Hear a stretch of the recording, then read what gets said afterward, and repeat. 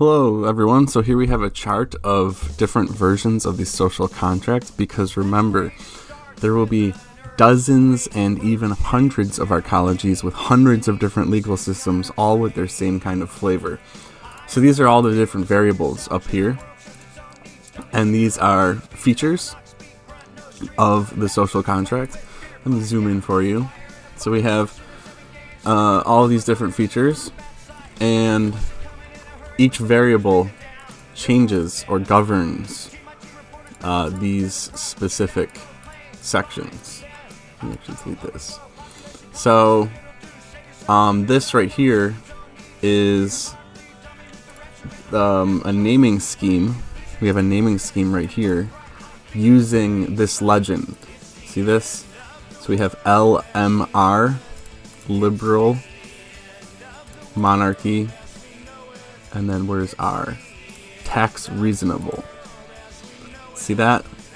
So this is your UBI right here for the taxes. This is your monarchy or hexarchy. And then this is your social policies. So we have liberal, conservative, and extremist conservative. The liberal is the standard one. This is what you're all familiar with. So the social contract that you are all familiar with has liberal, hexarchy actually, because I changed from monarchy, but I often discuss monarchy. And then it also has tax reasonable. And then here's landlords, which it does not have, which I call Ancapistan for the A here. And then also the charity market is another variable listed, and I believe the charity market is currently set at 30%, which isn't one of these options, but it's close to 40, right in the middle here. So that's what this code would look like. The code would be L M R and then one of these two right in the middle of those two. So these are not all of them. This is not an exhaustive list, but with all of these variables listed, all these variables that have been fleshed out, it works out to be 144 different constitution combinations available, and only 36 are listed down here. So very cool, very interesting. Here's the three. This is the liberal right here. This is a whole bunch of stuff. So this is what you're used to. 1 child tax, 90 child tax slope, syntax rates, abortion weeks, and then premarital sex for the extremists. I figured I'd make that illegal. I haven't written the Constitution for a lot of these, so the PDFs don't actually exist. This is just modifying different policies, right?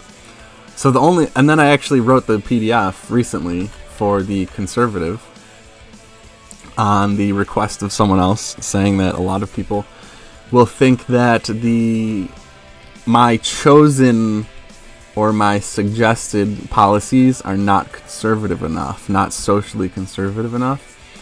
So I actually wrote up the conservative social contract, or covenant if you will, and that PDF actually exists.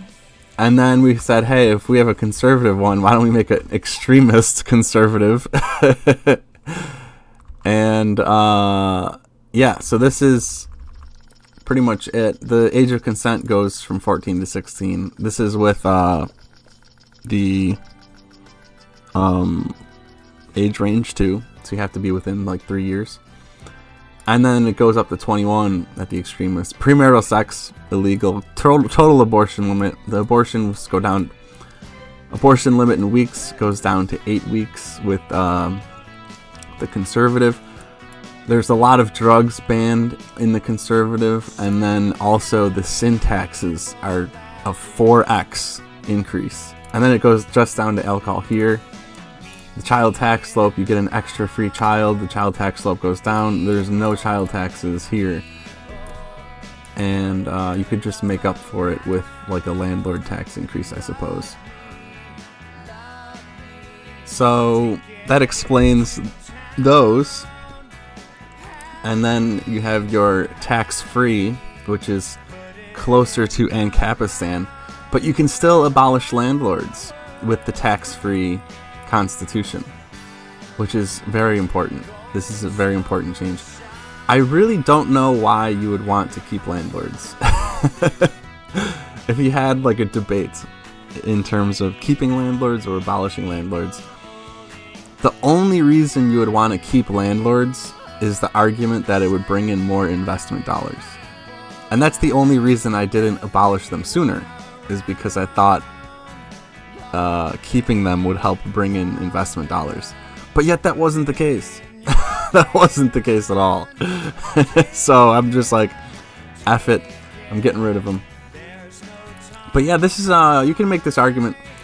This is a better argument than keeping landlords, actually. It's completely tax-free. But I do prefer the tax reasonable. And then this is your P for progressive. You have a tax increase and a $600 average UBI, which I think might be a little on the high end, obviously. That's why I haven't chose it. But the sin taxes are doubled. The child tax is increased. No free children, 150 child tax slope. And then the electricity and landlord taxes are not even listed on here.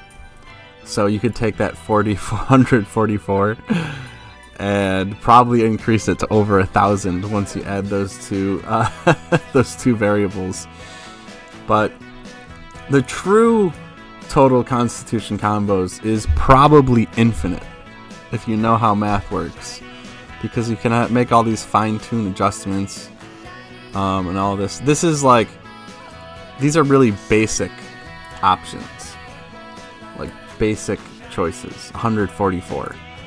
And I kind of love this. I kind of love how this turned out, especially the naming scheme. The naming scheme, it reminds me of like the int j stuff.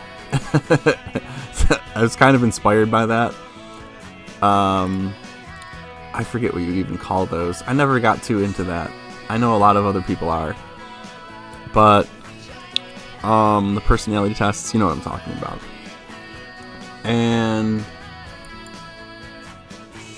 yeah. So you can make the case for the tax-free, but I think especially like the Social Security too, as you get older, pretty important. And then like stay-at-home moms, your spouse. If you want a one-income family, which is the goal in arcology, every family will be a one-income family. So that UBI, your spouse is getting the UBI even though they're not working, and then you're getting the UBI even though you are working. So I think it's very important to not have it not be zero. But all those really crazy libertarians out there who really hate the IRS. I understand the IRS hatred, but I don't understand turning down a UBI, like a reasonable UBI system that's transparent. I don't understand that. So yeah, and then I'm still leaning towards monarchy because I'm biased. And I don't know about the liberal versus conservative. I'm not an extremist, that's too much. But do I lean conservative? That's the question. I've been thinking about that lately. It's been on my mind. So, and then the charity tax. What do I want the charity tax to be? I think a 20% might be good. 40 is a little too high. That's a little too much for me. I would rather have taxes be lower than this 40%, but I think 20 is fair. I think 20 is reasonable. And this would be like, you know, if a child gets cancer or something like that. This is what that 20% is for. When people ask, oh, well, in a libertarian society, what happens if children get cancer? First of all, the cancer is deregulated, so it's going to be much, much cheaper to treat. And then second of all, you have this charity market, which would definitely put some money towards those services. but I think I've discussed pretty much everything. So I would be... do I want to be conservative? I mean, legalizing all drugs, legalizing prostitution, all that stuff, that might be a little too much, right? That might be a little too much. I might lean, but at the same time, this child tax is a little too low. I do believe in overpopulation, so I mean, and I can deal with this. I can compromise with this. Those are my three most favorite drugs, and they're the most natural too. So that's very important. I can compromise with those syntax rates, and this is fair to me too. All of this is pretty fair. So I might lean towards the conservative instead of the liberal. The extremist is too much for me, but you know, different strokes for different folks, right? So I might be a conservative monarchy, tax reasonable, no landlords, charity medium. So my system would be CMRM. There's two M's, but that's a little confusing. I tried to think of something other than medium. But, so, yeah, this was going to be medium too. You'd have three M's. Or moderate. I think this was supposed to be moderate, and I was like, I can't have this many M's. But this 4.2 thing is confusing. I would ignore it. I don't like it. I don't like the 4.2 naming scheme. Because version 2 was monarchism, version 3 was hexarchy, and version 4 was abolishing landlords. So the 4 doesn't really make any sense. You'd have to go with the 0.2, and this counter, this version counter, keeps getting reset to 0. So you'd have to go back and sum up all of those smaller versions, add them all up, and it would probably be something like 25, to be honest.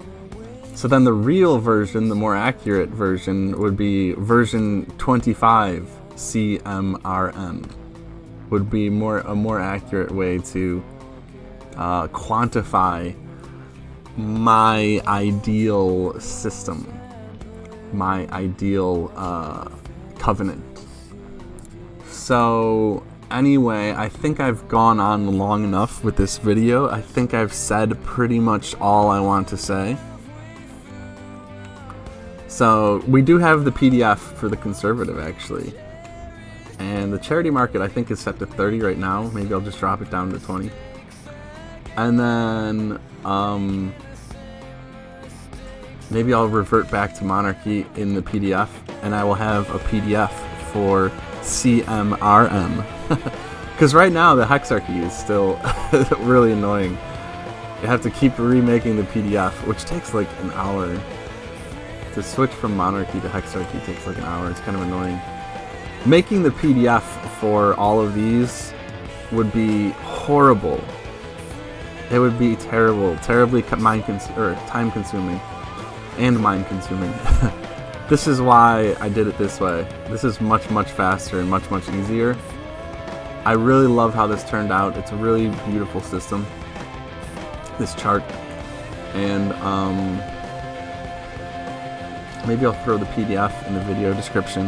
Not PDF, I'll throw the Excel spreadsheet in the video description. And you can choose your favorite one, and then you can share this code, much like it's an int j or something. I always say int j, I don't even know what the other ones are. But anyway, I'm rambling, so that's it. And remember, a single dream is more powerful than 1,000 realities.